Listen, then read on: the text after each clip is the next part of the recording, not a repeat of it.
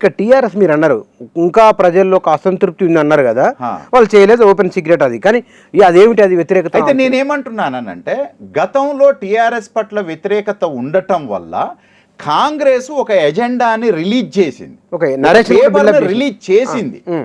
చెయ్యటం వల్ల అక్కడ ఉన్నటువంటి వ్యక్తి కావచ్చు, కాంగ్రెస్ పార్టీ చేసిన రిలీజ్ వల్ల కావచ్చు, వాళ్ళు అసెంబ్లీ ఎలక్షన్లో కొంత గెయిన్ చేసుకున్నారు, ఆ తర్వాత ఎమ్మెల్సీ ఎలక్షన్లో కూడా కొంత గెయిన్ చేసుకున్నారు. ఇప్పుడు బీఆర్ఎస్ పార్టీ పట్ల ప్రజలకు సరే అంటే సహజంగానే అధికారంలో ఉన్నది యువత అనేటటువంటిది మరీ డబ్బులకు, తాగుడుకు, మందుకు, చికెన్కే పోతుంది అని చెప్పి మనం చెప్పడానికి కుదరదు. కానీ నేనేమంటున్నానంటే కాంగ్రెస్ పట్ల కోపం ఉన్నది కాబట్టి మాకు ఓటేస్తారు అని చెప్పి బీఆర్ఎస్ అనుకుంటున్నట్టుగా ఉన్నది. Otherwise BRS party must release some document, right?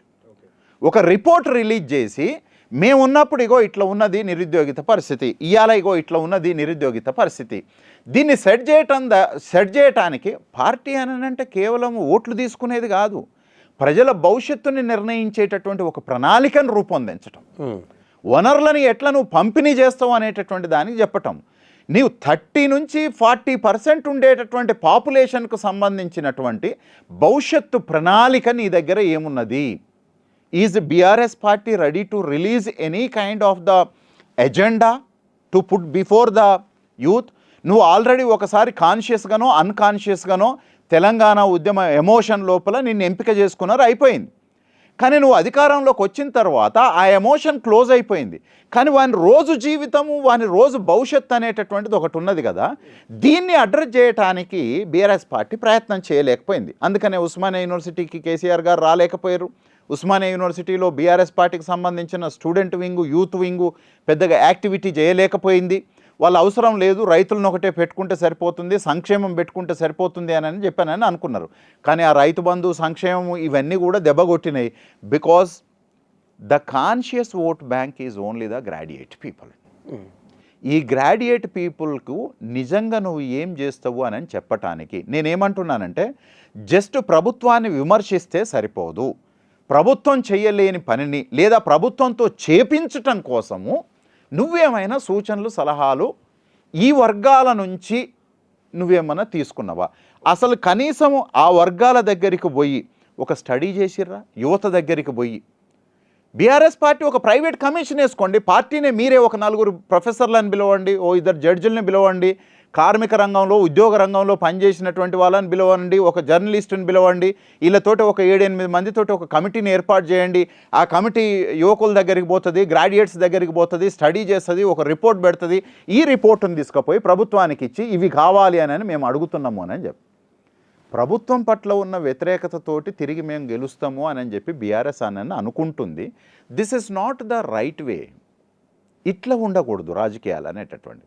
ప్రభుత్వాన్ని సరిచేసేటటువంటి ఒక ప్రతిపక్ష రాజకీయాలు అనేటటువంటిది అవసరం. ఇది కేవలం ప్రభుత్వాన్ని సరిచేయటమే కాదు, ప్రజలకు అంతిమంగా మేలు చేయటం. ఇక్కడ మరొక విషయం కూడా ఉన్నది. ఈ మధ్యకాలంలో మన రాష్ట్రంలో బీసీలు రాజకీయ అధికారమని తాము ఎంతున్నామో తమకంత అధికారంలో వాటా కావాలని అడుగుతున్నారు. ఎమ్మెల్సీ ఎన్నికల్లో కూడా ఇప్పుడు మనం వరంగల్, ఖమ్మం, నల్గొండ ఒకటి, హైదరాబాద్, రంగారెడ్డి, మహబూబ్నగర్, ప్రధానంగా ఇక్కడ బీసీలు అంటే విద్యా సంస్థల నుంచి వచ్చిన వారు, లేకపోతే రకరకాల వ్యాపారాలు చేసుకునే వాళ్ళు, విద్యావంతులు చాలామంది ఆశపడుతున్నారు అంటే తమకు అవకాశం ఇవ్వాలని. కులాల ప్రభావం ఏ మేరకు ఉండవచ్చు? ఉదాహరణకు యాదవులు, ఒక ముదిరాజులు, ఇట్లాంటి వాళ్ళు ఉన్నారు కదా, ఎస్సీలు ఉన్నారు.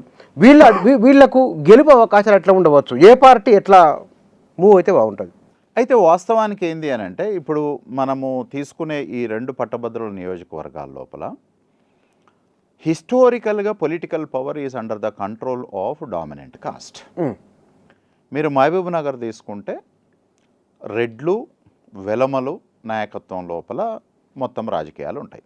అవి తెలుగుదేశం రాజకీయాలైనా, మహబూబ్నగర్లో వెలమలే, రెడ్లు, కాంగ్రెస్ రాజకీయాలైనా, గ్రౌండ్ లెవెల్లో చాలామంది వెలమలు. Because I went to ground work.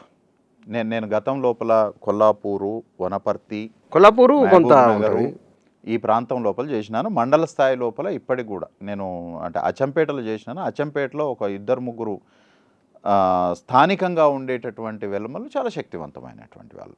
వాళ్ళ వాళ్ళ వాళ్ళ వాళ్ళ పరిధి చిన్నదే కావచ్చు కానీ వాళ్ళు ఎమ్మెల్యేని కూడా ఇన్ఫ్లుయెన్స్ చేయగలుగుతున్నారు. ఇన్ఫ్లుయెన్స్ చేయగలిగేటటువంటి వాళ్ళు, భయపెట్టగలిగేటటువంటి వాళ్ళు. నా రిపోర్ట్లో తేలింది ఏంటి అని అంటే గత ఎమ్మెల్యే ఓడిపోవటం లోపల వాళ్ళ పాత్ర కూడా అత్యంత కీలకమైనటువంటిది. ఇక నల్గొండ దగ్గరికి వచ్చేసరికి, ఖమ్మం దగ్గరికి వచ్చేసరికి రెండు కులాలు చాలా శక్తివంతమైనటువంటి ఆ రెండు కులాలు నిర్ణయిస్తాయి. ఎందుకు అనంటే విద్యావంతులు, గ్రాడ్యుయేట్స్ అన్నీ వాళ్ళ ఇన్స్టిట్యూషన్స్ నుంచి ప్రొడ్యూస్ అవుతూ వస్తూ ఉంటారు. అయితే నా అవగాహన ఏంటిది అంటే గతంలో కంటే కూడా ఇప్పటికీ ఓబీసీల మధ్యన ఒక రకమైనటువంటి చైతన్యం అయితే పెరిగింది, దానికి కాదనలేదు. అది వివిధ సందర్భాల లోపల నల్గొండ జిల్లాలో, మహబూబ్నగర్ జిల్లా లోపల క్లియర్గా విజిబుల్ అవుతూ ఉంది. కానీ ఎంత చైతన్యం వచ్చి క్వశ్చన్ చేయటం, అక్కడ ఉండే రెడ్ల నాయకత్వాన్ని క్వశ్చన్ చేయటం, కమ్మ నాయకత్వాన్ని క్వశ్చన్ చేయటం మొదలు పెడుతుండ్రో అదే స్థాయి లోపల వాళ్ళ నుంచి అంటే థ్రెట్స్ కూడా చాలా సీరియస్గా వస్తూ ఉన్నాయి. ఆ థ్రెట్స్ని ఫేస్ చేయగలిగేటటువంటి స్థితిలో ఈ బీఆర్ఎస్, ఈ కాంగ్రెస్, బీజేపీ పార్టీల్లో ఉండేటటువంటి ఓబీసీ నాయకత్వం నిజానికి లేదు. లేకపోవటానికి కారణం ఏంటి అని అంటే హైకమాండ్ అంతా కూడా మళ్ళీ తిరిగి ఈ రెండు కులాలకు నుంచి వచ్చినటువంటి వాళ్ళే కాబట్టి వీళ్లకు స్వతహాగా ఆ శక్తులు ఉన్నాయి. కానీ ఢీకొనడానికి కొంత పొలిటికల్గా బ్యాక్గ్రౌండ్, గాడ్ ఫాదర్ లాంటి వాళ్ళు లేకపోతే నిలబడటం అనేటటువంటిది కష్టం. ఓకే, కానీ ఆ యువత లోపలనే ఒక రకమైనటువంటి చైతన్యం పెరిగింది.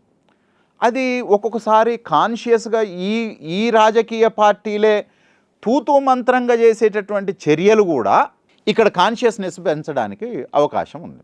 సపోజ్ అంబేద్కర్ విగ్రహం పెట్టాను, వాళ్ళు ఏంది ఊరికనే ఒక అంబేద్కర్ విగ్రహం పెట్టేసేస్తే మనకేమన్నా లోకల్గా ఈ కమ్యూనిటీనే, అయితే ఆ కమ్యూనిటీనే కాదు మిగతా వాళ్ళందరికీ ఆ థాట్ అనేటటువంటిది ఏదో ఒక మేరకు వెళ్తుంది. నిన్న పూలే, సావిత్రిబాయి పూలేల విగ్రహాలు పెట్టారు, రైట్? అది పెట్టింది ఏంది, మళ్ళీ కాంగ్రెస్ పార్టీ లేదా కాంగ్రెస్ ప్రభుత్వం పెట్టింది. దాని ఇంపాక్ట్ కూడా యువత మీద ఉంది. అంటే నిజానికి ఈ అణగారిన వర్గాల నుంచి వస్తున్నటువంటి జ్ఞాన ప్రచారం కంటే కూడా ఎప్పుడైతే ఆధిపత్య వర్గాలు తీసుకొని వస్తూ ఉన్నాయో ఆ జ్ఞానం ఎక్కువ మందికి రీచ్ కావటానికి, శంకులో పోస్తే తీర్థం అన్నట్టు ఆధిపత్య కులం వాడు ఒకదాన్ని విశ్లేషణ చేస్తే దాన్ని నిజమని నమ్మేటటువంటిది సహజంగానే ప్రజల లోపల ఉంటుంది, ఒక పరంపరగా కొనసాగుతూ ఉంది. జ్ఞానం అనేది ఆ పైనుంచి వస్తుంది, పై భ్రమ కంటిన్యూ అవుతుంది అనేది వస్తుంది.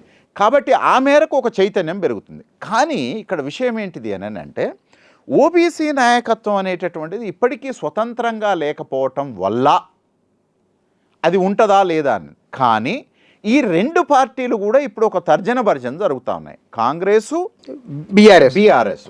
అయితే బీజేపీ కూడా ఏమనుకుంటుంది అని అంటే ప్రస్తుతం నా అంచనా అంటే వాళ్ళు ఓబీసీ సీఎం అని చెప్పి ప్రచారం చేసిరు కదా లాస్ట్ టైము. అయితే ఇప్పుడు ఎట్లాగా మనము పట్టభద్రుల నియోజకవర్గం లోపల మనం గెలిచేదైతే ఉండదు, కానీ పోటీ చేసేదాన్ని ఒక ఎగ్జామినేషన్ డయాగ్నసిస్ లాగా చూసుకుంటే బెటర్ అని అనుకుంటారు. ఏంటిది ఎగ్జామినేషన్ డయాగ్నసిస్ అని అంటే బీజేపీ కూడా ఒక బీసీకి ఇచ్చి మనం నిలబెడితే, ఒకవేళ కాంగ్రెసు, బీఆర్ఎస్ పార్టీ రెండు డామినెంట్ కాస్ట్లకు ఇస్తే మనము ఒకవేళ బీసీకి ఇచ్చి చూస్తే ఆ బీసీ ఓటు బ్యాంకు నుంచి యువత మన వైపు ఎంత ఉన్నారు అని చూసుకోవడానికి, టెస్ట్ చేసుకోవడానికి అవకాశం ఉంటుంది. అంటే ఇది కొట్టి చూడటం, అంటే ఇది ఎంతవరకు వర్కౌట్ అవుతుంది అని చూడటం. ఒకవేళ ఇది గతంలో కంటే కూడా ఎక్కువ పెర్ఫార్మెన్స్ చేసి చూపెట్టింది అని అనుకో, ఈ కంటెంట్నే చాలా పెద్ద ఎత్తున రేపు ఎజెండాలోకి పెట్టుకొని చూయించుకోవడానికి అవకాశం, సాధారణ ఎన్నికలు. రెండవ విషయం, బీఆర్ఎస్ కూడా ఒక దాంట్లో పడిపోయింది ఖచ్చితంగా మనమే. అయితే కాకపోతే ఏంటిది అని అంటే అవతల అపోజిషన్ పార్టీ బీసీని పెట్టినప్పుడు ఒకవేళ మనం డామినెంట్ కాస్ట్ని పెడితే అది మనకు ఒకవేళ ఎంతవరకు నెగిటివ్ అవుతుంది అనే ఒక స్టడీ జరుగుతూ ఉంది. నెగిటివ్ అవుతుందా, పాజిటివ్ అవుతుందా అనే స్టడీ జరుగుతూ ఉంది. అయితే నేనేమంటున్నానంటే బీసీ పెడితే అడ్వాంటేజ్, 100% అడ్వాంటేజ్. ఒకవేళ ముగ్గురు బీసీలనే పెట్టుకొని వస్తే గెలిచేది బీసీనే కదా ఎవరైతే. రెండోది, ఒకవేళ ఇద్దరు బీసీలని పెట్టి ఒకవేళ అంటే గెలిచేది బీసీనే అని అంటుర్రు, ఏ బీసీ గెలుస్తాడు? వెల్మ బీసీ గెలుస్తాడా, రెడ్డి బీసీ గెలుస్తాడా, లేకపోతే సనాతన బీసీ గెలుస్తాడు?